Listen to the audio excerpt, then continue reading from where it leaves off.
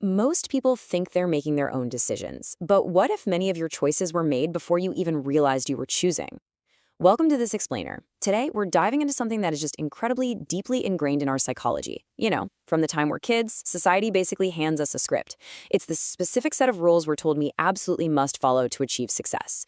And we internalize this script so deeply that we rarely, if ever, stop to question if the mechanics of the world actually operate the way we were taught. But what if the fundamental equation we've all been relying on is completely missing a piece? It's a simple, universal formula, isn't it? Work hard and you'll succeed. Literally every single one of us has heard this phrase, but let's apply just a little bit of scrutiny to this deeply held belief. If this equation is absolute reality, why is it that millions of people working 60-hour weeks barely break even, while a handful of others amass massive fortunes? If effort alone directly scales with reward, well, the world would look drastically different than it does right now. So what is the missing variable here? Section 1, Bricks versus Keystrokes. Okay, let's dive into this. To figure out this mystery, we really need to completely dismantle the myth of pure effort. We have to look at the extreme ends of the spectrum to see exactly where the logic breaks down. So let's look at a juxtaposition that challenges pretty much everything we think we know about the value of human energy. On the left side, you've got a construction worker. They're carrying heavy bricks, sweating in the sun for 10 grueling hours a day. I mean, the physical toll is massive. Now look at the right side. You have an investor, sitting in a comfortable chair, pressing a single key on a laptop to execute a trade or make a decision. The person on the left is undeniably working harder in the physical, traditional sense. Yet the person on the right often earns far, far more money. How does our psychology reconcile this? Well, it tells us that pure, raw effort is clearly not the sole currency of the universe. Section 2, the underwater iceberg. Now, human nature might make us want to react a little defensively here. Does this mean hard work is totally useless? No, absolutely not. But we do need to reframe how we view it. Hard work isn't the entire iceberg. It's really just the visible tip. It's essentially the basic entry ticket you need just to play the game. We need to explore what lurks beneath the freezing water. These are the massive invisible forces operating below the surface that truly dictate success. Yes, you need effort, but look at these multipliers: your timing, your leverage, your distinct skills, who happens to be in your network, the random opportunities you stumble across, and then there's the big one, luck. In fact, when economists run simulations on wealth distribution, they've found that the wealthiest individuals in the models are rarely the most talented, but they are almost always the luckiest. It's this unseen force that can dramatically amplify a totally normal amount of effort into an extraordinary outcome. Let's play out a scenario to really get this. Imagine two identically talented people. They've got the exact same IQ, the same relentless work ethic, the same drive. Yet, 10 years later, one is incredibly successful and the other is just barely scraping by. Why? Because the mechanics of success are highly sensitive to initial conditions. Think of the startup founders who just happened to be assigned to the exact same college dorm room, or someone who decided to enter a booming tech industry a year before it exploded, rather than joining a sector that was already dying. These tiny, almost imperceptible moments of timing and circumstance, they can completely alter the trajectory of two identical lives. Section 3, the invisible failures. So this brings us to a really fascinating psychological mystery. If these hidden success factors, timing, network, luck, are really so powerful, why don't we naturally see them in our daily lives? Why do we still cling so tightly to the idea that effort alone creates the outcome? Well, to understand this, we have to look at how our brains actually process reality.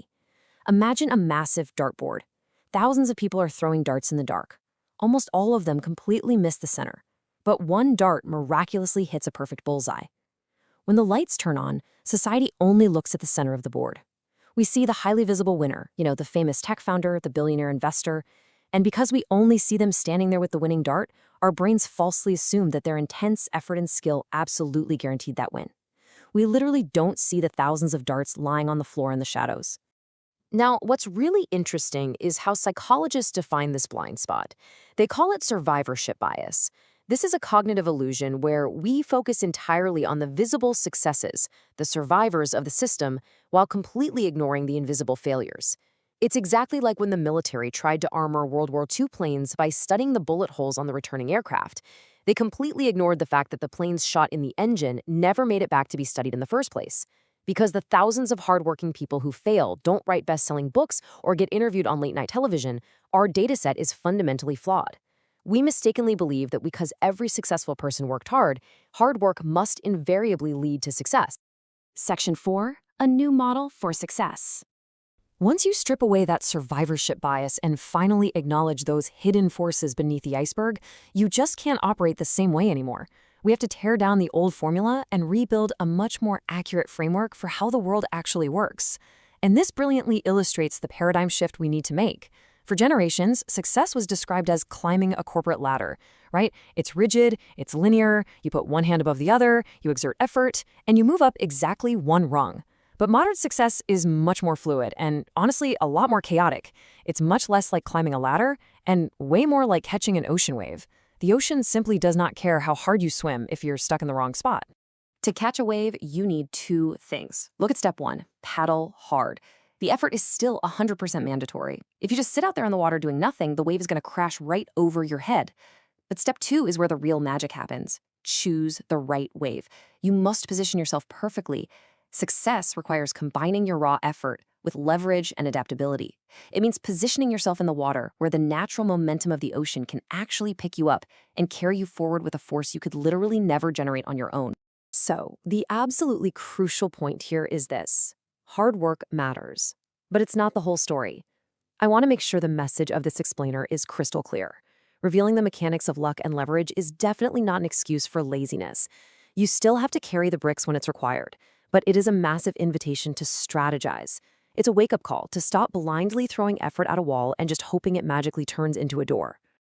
The ultimate lesson from all these sources is to work smart and position better.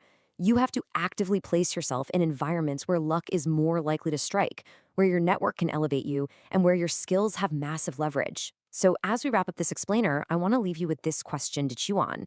Look at the current trajectory of your life.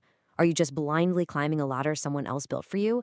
Or are you actually looking out at the horizon, analyzing the water, and positioning yourself to catch the next great wave?